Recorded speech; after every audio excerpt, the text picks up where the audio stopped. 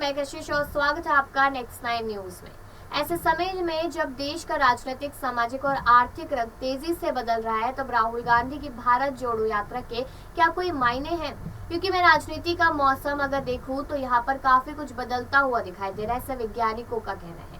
इसलिए इस सवाल का विश्लेषण भविष्यवाणी के तौर पर पूरी जिम्मेदारी से नहीं किया जा सकता, लेकिन यह जरूर बताते हैं कि कई बार खुद को खोजने और एक शक्तिशाली व्यवस्था से टकराने के लिए एक अजीब पागलपन की जरूरत होती है। यात्रा का जो विकल्प राहुल ने चुना वह मुश्किल है, छवि बदलने की प्रक्रिया है, निरंतर विफलता के बीच भविष्य की तलाश है। लेकिन इतिहास और तजुर्बे यही बताते हैं कि यात्राओं की ताकत से कुछ भी उलटफेर हो सकता है, बस जुनून और दृष्टिकोण मजबूत होना चाहिए। इस तरीके की बात लगातार यहाँ पर कही जाती है। आगे बता दूं कि राहुल गांधी की यात्रा के बढ़ते कदम अब राजस्थान में है, जहां उन्हीं की सरकार है। राजस्थान से पार्टी के भीतर मतभेद और यहाँ पर मनभेद सियासी नृत्य प्रतियोगिताओं की बातें आगे करते हैं। यहाँ पर कहा जाता है कि गहलोत और पायलट में जो भी मनमुटाव चल रहा है वो भी खत्म होने वाला नहीं है।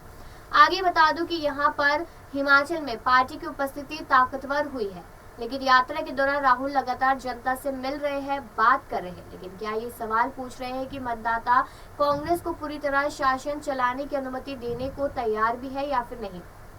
आगे बता दूं कि यहाँ पर इस तरीके के बहुत सारे सवाल खड़े हो रहे हैं। भीषण सियासी संकट से गुजर रही कांग्रेस के लिए राहुल की यात्रा के कुछ कदम क्या सियासी सच की गहराइयों में उतरकर वास्तविकता स्वीकारने की ओर बढ़ रहे हैं या फिर नहीं? यात्रा की रफ्तार और जनवादी मुद्दों को दिखावटी चश्मे से देखेगी तो बेचैनी व कार्यकर्ताओं में पैदा होगी या फिर नहीं? यात्रा का विजन पार्टी के भीतर आक्रोश को झांकने आंकने का नहीं, तो मानकर चलिए कि राहुल इतना चलकर भी कभी नहीं पहुंच पाएंगे अपने मंजिल तक। ये सवाल यहाँ पर खड़ा किया गया है। राहुल गांधी जिस ठंडी उदासीन आंखों से राजस्थान को देखते हैं वह भी खतरनाक है।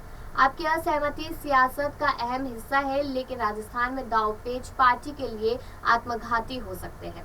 अब राजस्थान कांग्रेस सर्कल घरेलू कड़वाहट के जिस दौर से गुजर रही है वह सियासी साजिश और खुराफातों का चरम है।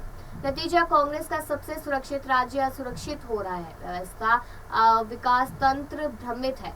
वहीं पर अशोक गहलोत और सचिन पायलट के सियासी गैंगवार की पार्टी की साथ पर बट्टा लगा दिया है। राहुल अब ये सब नजरअंदाज नहीं करना चाहते, लेकिन अभी कुछ समय पहले जब उनसे सवाल किया गया था गहलोत और पायलट को लेकर, तो उन्होंने जवाब देना जरूरी नहीं समझा था।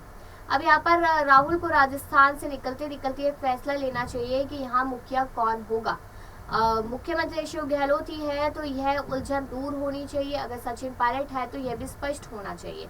यहाँ पर यही सवाल लगातार बने कि 2023 को कौन यहाँ पर संभालेगा, यानी कि चुनावों से पहले कौन लीडर बनेगा। और अगर देखा जाए तो कहीं ना कहीं लोगों का जवाब है कि सचिन पायलट को ये भूमिका निभानी चाहिए। अब जयप्रकाश नारायण बनना चाहते हैं, एक तीसरा नाम सामने है। यानी कि अगर देखा जाए तो ऐसे बहुत सारे लोग हैं जो लगातार अपने नाम आगे करते हुए दिखाई दे रहे हैं, जिनमें एक दिव्या मदेरना भी है जो लगातार राहुल गांधी के साथ दिखाई दे रही है। तो आखिरकार इस यहाँ पर सवाल यही बन जाता है कि 2023 के चुनाव बहुत नजदीक है अगर राजनीतिक पार्टियों के हिसाब से देखा जाए। तो आपको क्या लगता है कि यहाँ पर अशोक गहलोत को लीडर बना देना चाहिए, उनके नेतृत्व में चुनाव लड़ना चाहिए, या फिर सचिन पायलट के, या फिर किसी और तीसरे के?